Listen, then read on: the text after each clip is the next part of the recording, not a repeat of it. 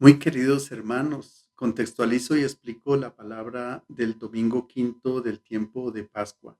La primera lectura está tomada del libro de los Hechos de los Apóstoles en el capítulo 9, versículos 26 a 31. El contexto es el siguiente. Pablo se convierte al cristianismo en el encuentro con Cristo y pasan algunos años cuando él toma la decisión de ir a Jerusalén. El objetivo de viajar a Jerusalén es porque se quería encontrar con el apóstol Pedro y conocer más de cerca la comunidad de Jerusalén a la cual él mismo había perseguido fuertemente antes. Todos sabían de su radical cambio de vida que él había tenido en el encuentro con Cristo, pero todavía no le tenían mucha confianza y era casi imposible que la comunidad lo recibiera abiertamente porque no conocían realmente la solidez de su decisión. Aquí es donde interviene entonces el apóstol Bernabé, que era originario de Chipre, de la isla de Chipre, y que es un discípulo eminente y estimado por todos en la comunidad debido a su generosidad y a su desprendimiento. Él había puesto todos sus bienes al servicio de la comunidad, pero sobre todo lo estimaban porque él había dedicado su vida totalmente a la predicación del Evangelio. Bernabé conocía muy bien al apóstol Pablo y sabía de su preparación bíblica porque él militaba en la secta de los fariseos y había intuido que Pablo podría llegar a ser un grande apóstol. Por tanto, lo lleva consigo y lo presenta a la comunidad de Jerusalén, como dice nuestro texto. En aquellos días, llegado Pablo a Jerusalén, trataba de juntarse con los discípulos, pero todos le tenían miedo porque no se fiaban de que fuera realmente discípulo. Entonces Bernabé se lo presentó a los apóstoles. Saulo les contó cómo había visto al Señor en el camino, lo que le había dicho y cómo en Damasco había predicado públicamente el nombre de Jesús. Saulo se quedó con ellos y se movía libremente en Jerusalén, predicando públicamente el nombre del Señor. Hablaba y discutía también con los judíos de lengua griega que se propusieron eliminarlo. Al enterarse los hermanos, entonces lo bajaron a Cesarea y lo enviaron a Tarso. La iglesia gozaba de paz en toda Judea, Galilea y Samaria. Se iba construyendo y progresaba en la fidelidad al Señor y se multiplicaba animada por el Espíritu Santo.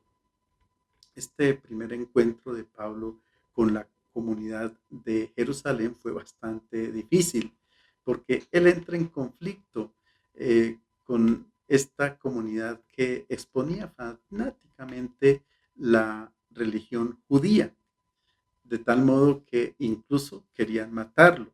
¿Por qué? Porque Pablo ya tenía otros parámetros, otras intuiciones e incluso se puso a predicar en el mundo de los griegos. Lo consideraban entonces los judíos de Jerusalén como un hereje, un traidor de la fe y de la tradición de los padres. Este solo es el inicio de una serie de persecuciones que el apóstol Pablo tendrá que soportar por Cristo. Pero el mensaje que contiene este episodio va más allá de los datos biográficos de Pablo.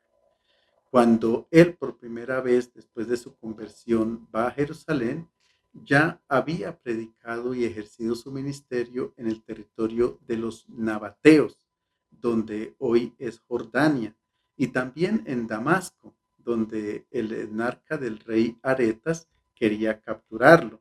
Pablo cuenta esta anécdota en la segunda carta a los Corintios capítulo 11. Él dice, en Damasco, el gobernador que estaba bajo el rey Aretas vigilaba la ciudad de los damasenos con el fin de prenderme, pero me bajaron en una canasta por una ventana en la muralla y así escapé de sus manos.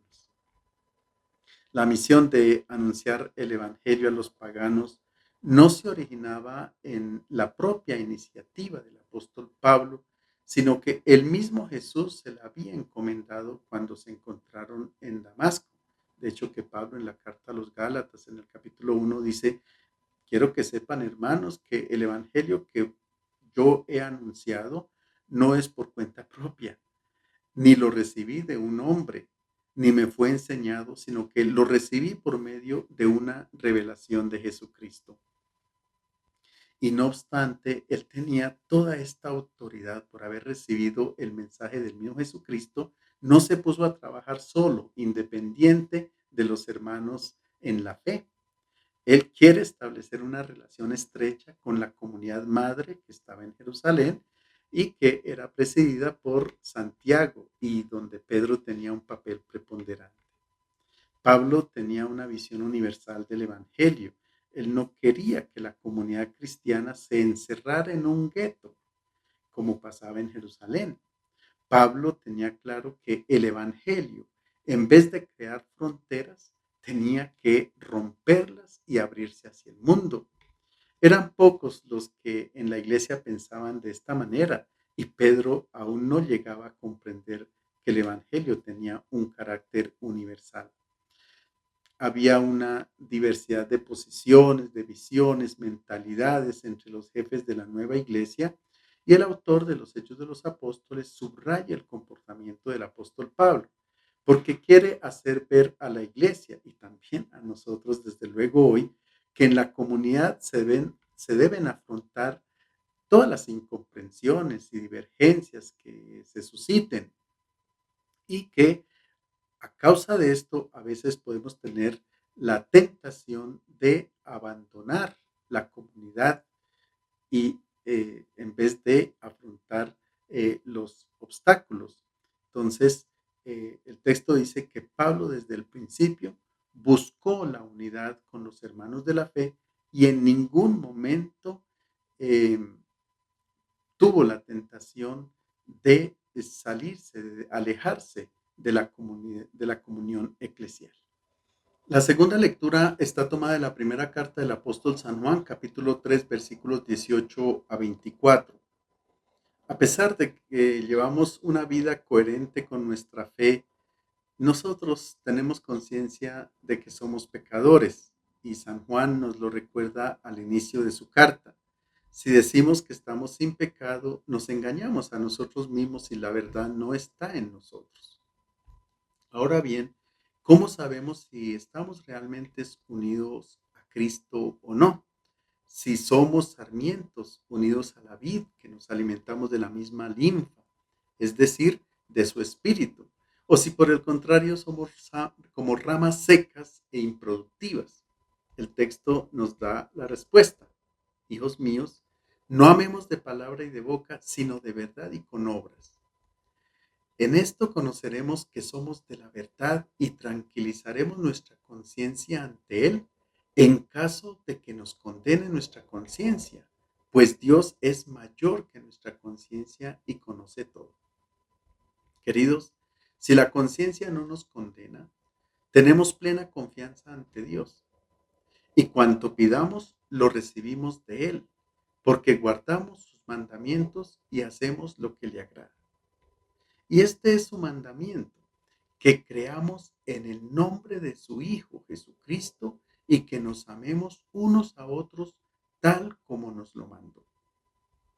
Quien guarda sus mandamientos permanece en Dios y Dios en él.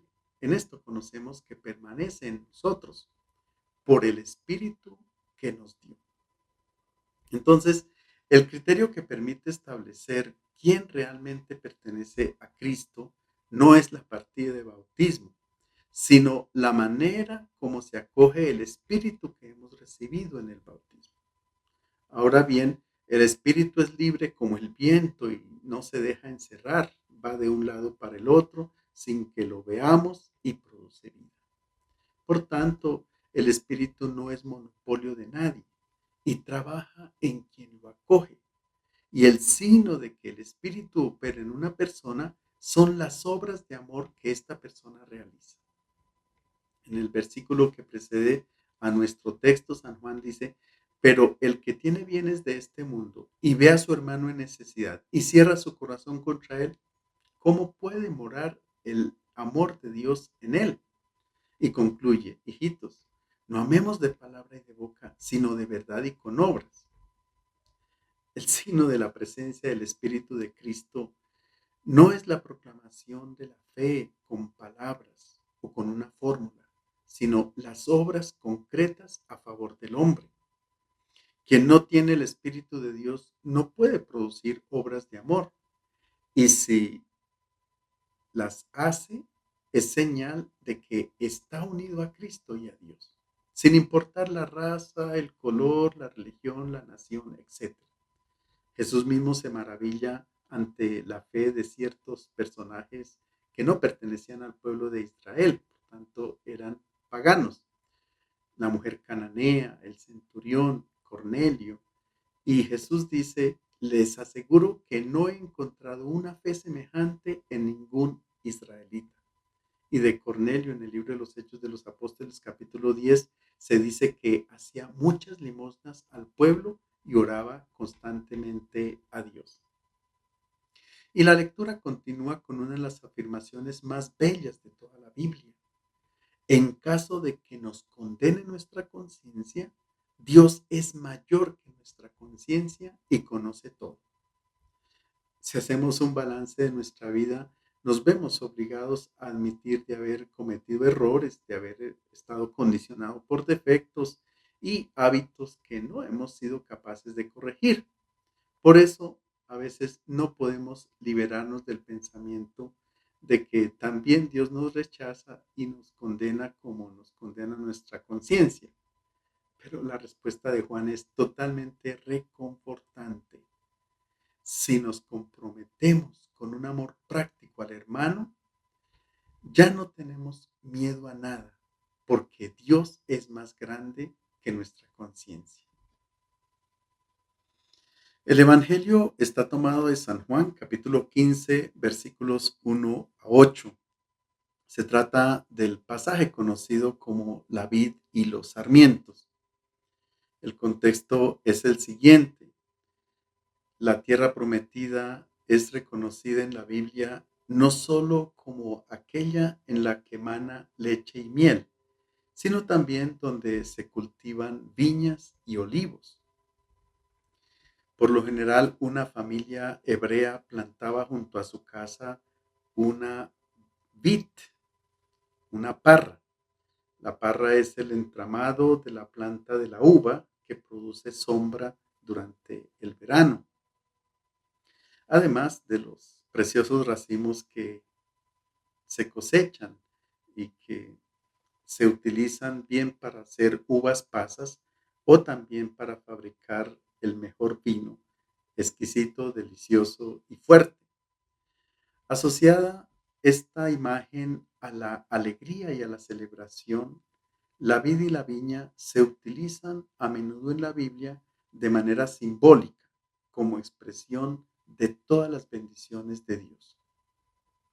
Así que la viña junto con la higuera es uno de los signos que caracterizan y identifican al pueblo de Israel.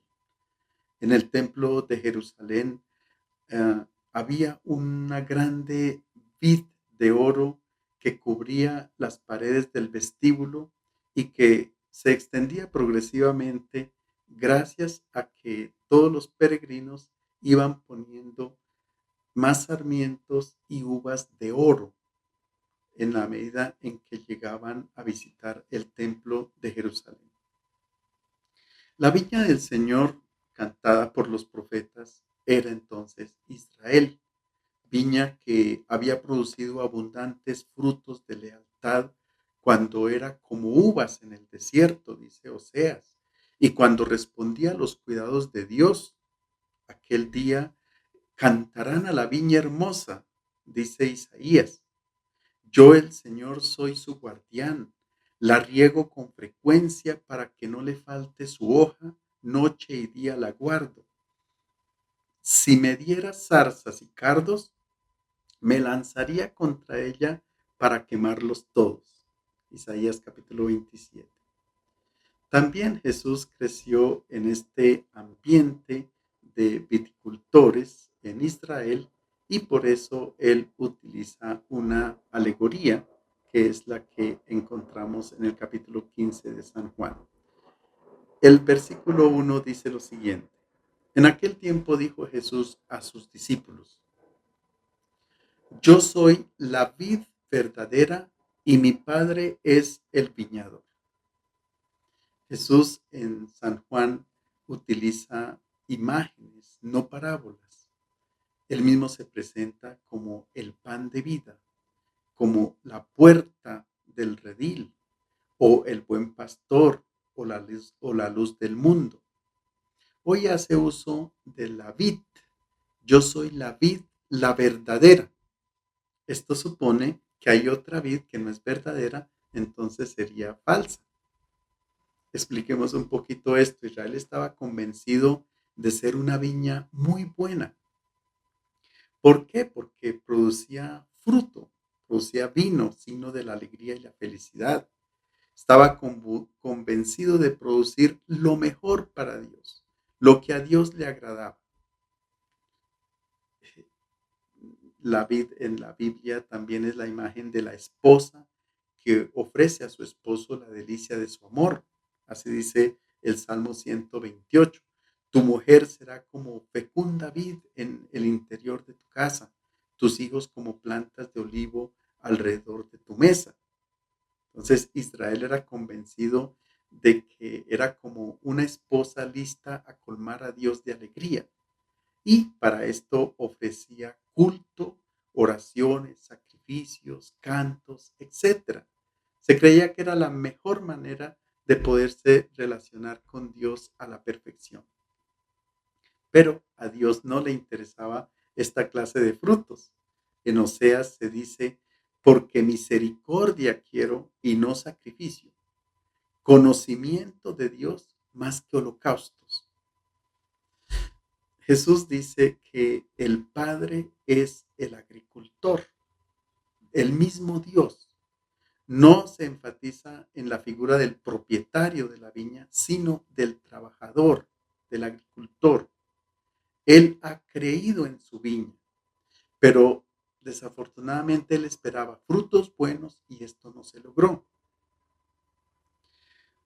Pero como Dios trabaja recto sobre líneas torcidas, nunca las obras que él comienza van a terminar en fracaso.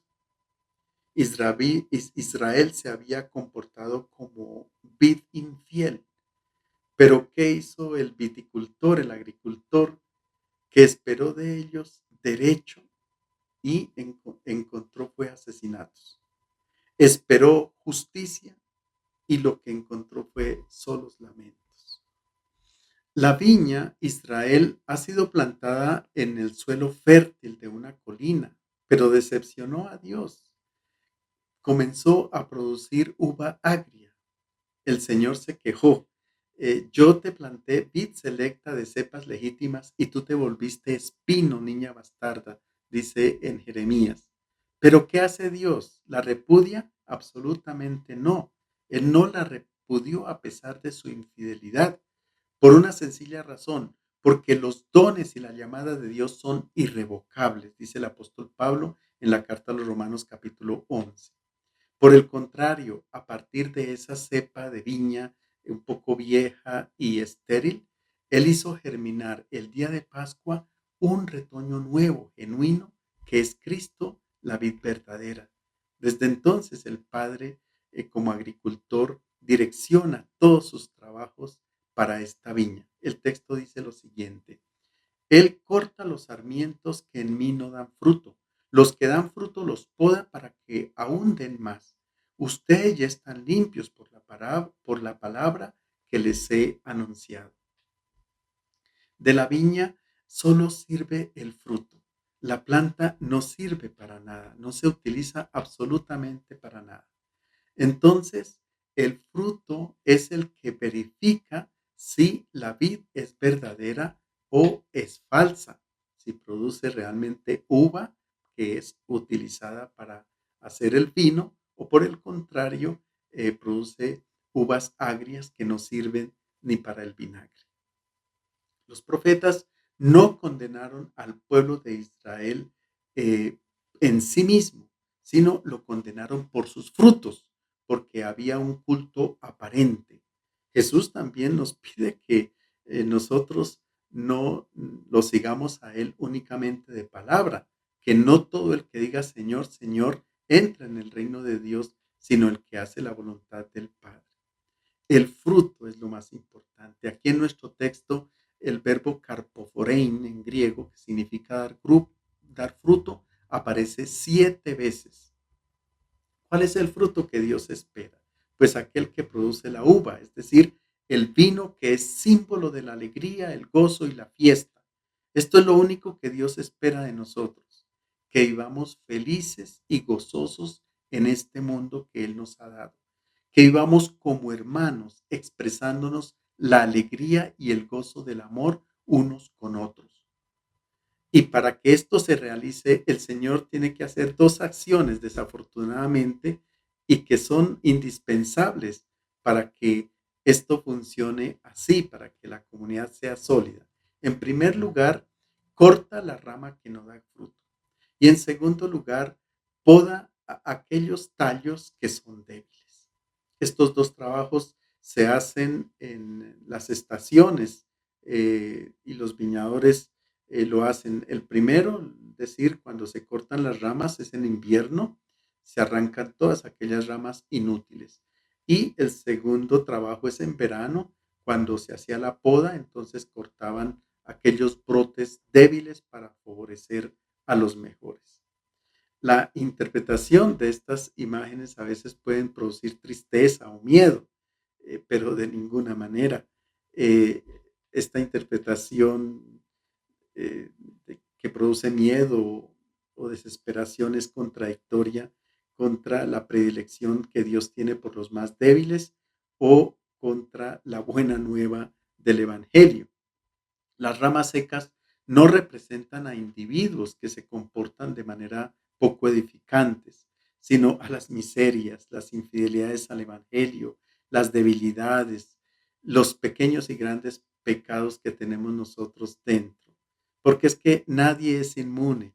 Todo el mundo tiene necesidad constante de cortar y de podar ciertas cosas. Dios no arroja al fuego a nadie. Lo que se quiere transmitir en este texto es que los cristianos que han adherido a Cristo desde el bautismo pueden estar unidos como las ramas a la vid, pero no pueden estar dejando pasar el Espíritu de Cristo, que es el que da la vida, el que robustece realmente a la planta. Se pueden volver ramas secas o brotes débiles que tienen que ser o cortados o podados. Incluso el desaliento ante las miserias presentes en la iglesia mm, nos dicen que hay necesidad de un trabajo purificador por parte de Dios. Las decepciones causadas por los pecados de los que se profesan ser cristianos pueden llevar a algunos a tomar la decisión de abandonar la comunidad. Esta elección comprensible y digna de respeto no es una buena decisión, es una decisión equivocada. ¿Por qué? Porque quien no comprende a los hermanos que cometen errores, quien los rechaza, se aleja también de la vid, que es Jesús, que acariciaba a los leprosos y que era amigo de publicanos y de pecadores. Eh, la poda es una acción dolorosa. Dice Job en el capítulo 5: las manos de Dios hieren solo para sanar. Pensemos de qué nos tiene que podar el Señor. A veces perdemos mucho tiempo en las redes sociales y esto no nos hace felices. La pereza que no nos deja servir a nuestros hermanos. La adhesión a los bienes materiales que no nos trae alegría en nuestro corazón. De todo eso el Señor nos poda y de muchas cosas que cada uno de nosotros en nuestro corazón, en nuestro interior podemos decir: Señor, por favor, haz esta poda en mí. Nos confrontamos con la persona de Jesús y la palabra es la que se convierte en el instrumento con el cual Dios poda. ¿Por qué? Porque la palabra de Dios es viva y eficaz y más cortante que espada de 2 filos. Penetra hasta la separación de alma y espíritu, articulaciones y médula y discierne sentimientos y pensamientos del corazón, dice la carta a los Hebreos. Jesús entonces señala las ramas que tienen que ser eliminadas y las hojas inútiles que quitan espacio y rayos de sol a los brotes productivos. Muestra lo efímero que son las manifestaciones externas muchas veces de nuestra religiosidad que no corresponden con una auténtica adhesión a Cristo. Por otra parte, las críticas a veces duras y punzantes que de muchas partes le llueven hoy a la iglesia no pueden ser rechazadas demasiado fácilmente. Podrían, por el contrario, ser una llamada de atención a una vida más coherente con la fe que profesamos, o tal vez una poda saludable, aunque dolorosa. Jesús dice en el versículo 3: ustedes ya están limpios por la palabra que les he anunciado. Pero no es una declaración de inocencia de los discípulos, sino la indicación del instrumento con el cual Dios se sirve para podar, que es su palabra. En la última cena, de hecho, Jesús dijo a sus discípulos: ustedes están limpios, aunque no todos. Se refería a Judas, el discípulo que representa a quienes, a pesar de haber dado la adhesión a Cristo, cultivan proyectos opuestos a los de él. El poder en lugar del servicio, la búsqueda del primer puesto en lugar del último, etcétera. Judas es la imagen de quien no permite al Padre intervenir en su vida, de quien no se deja limpiar la mente y el corazón por la palabra de Dios y por tanto corre el riesgo de perecer. Dios dispone también de ángeles para nuestra poda. ¿Quiénes son esos ángeles? Nuestros hermanos.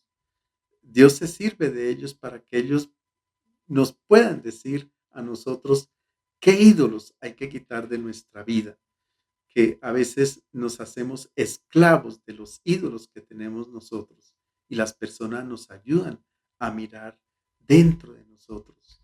El texto continúa diciendo lo siguiente: permanezcan en mí como yo permanezco en ustedes. Así como el sarmiento no puede dar fruto por sí solo si no permanece en la vid, tampoco ustedes si no permanecen en mí. Yo soy la vid, ustedes los sarmientos. Quien permanece en mí y yo en él dará mucho fruto, porque separados de mí no pueden hacer nada.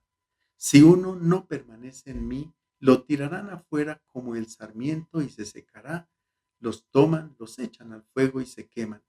Si permanecen en mí y mis palabras permanecen en ustedes, pedirán lo que quieran y lo obtendrán. Mi Padre será glorificado si dan fruto abundante y son mis discípulos. Notemos que por vid o viña entendemos todo el conjunto del cultivo, entendemos la unidad. Es decir, también se llama vid al conjunto de plantas, al cultivo. Y esta imagen nos hace comprender la unidad de la iglesia, en el que todos los miembros estamos íntimamente unidos a la cabeza que es Cristo y nosotros somos miembros unos de otros, como los sarmientos que están entrelazados unos con otros. Es una imagen que aparece en la carta a los romanos. Pablo dice: pues así como en un cuerpo tenemos muchos miembros, pero no todos los miembros tienen la misma función, así nosotros somos muchos. Somos un cuerpo en Cristo e individualmente miembros los unos de los otros. Todos nosotros somos ese entramado. Aparece el verbo meno en griego, que significa permanecer, morar, residir. Al inicio del Evangelio de Juan, el Bautista indica a los discípulos el Cordero y ellos van detrás de él y le preguntan: ¿dónde moras? ¿Dónde resides? ¿Dónde permaneces? Y se quedan con él aquel día. Jesús, naturalmente que no tenía una casa, era que los discípulos veían en él una persona extraordinaria y quieren saber cuál es su mundo, cuál es su residencia, dónde él habita realmente. Cuando una persona está enamorada, se lleva dentro de ella a la otra persona y en todo momento está pensando en ella. Y cualquier cosa hace referencia a ella. Así que Jesús nos lleva siempre con él. De hecho, que en San Juan capítulo 14 le dice a Felipe, el que me ve a mí ha visto al Padre. Y cuando Felipe le dice, muéstranos al Padre, dice, ¿no crees que yo estoy en el Padre y el Padre en mí? Las palabras que yo os digo no las hablo por mi propia cuenta, sino que el Padre que mora en mí es el que hace las obras. Créanme, yo estoy en el Padre y el Padre en mí. Eso significa morar. Jesús mora en el Padre, reside en el Padre y el Padre reside en Jesús. Ahora bien, el texto dice, moren en mí como yo en vosotros. Y cualquier cosa nos relaciona entonces a Cristo como la rama a la planta. Esa es la manera el indicador de que nosotros realmente estamos unidos a la planta y dejamos pasar el, la savia, el espíritu que corre en nosotros.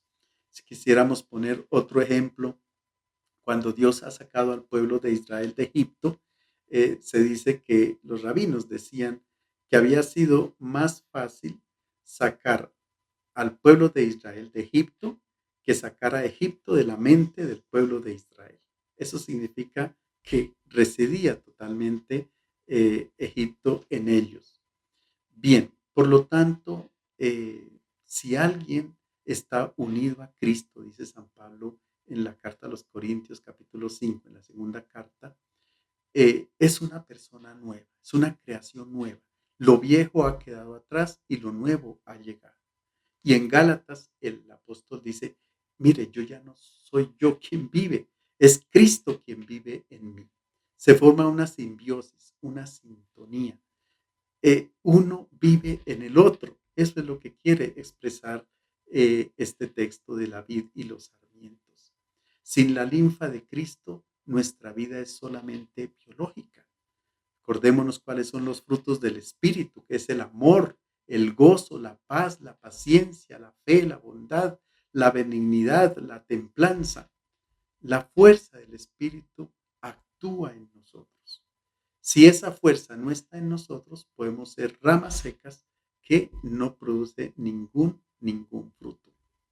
Otro detalle, mientras que el verbo carpoforein, dar fruto, aparece en todo el texto 7 veces, el verbo permanecer, residir, morar, aparece 11 veces. ¿Qué es lo más importante? Permanecer o dar fruto.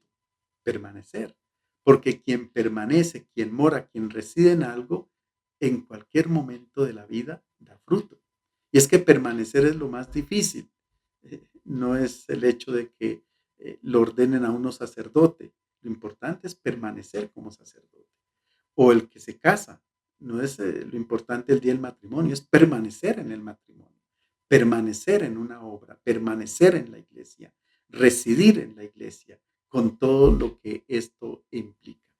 Jesús dice que si es así, cualquier cosa que pidan sucederá.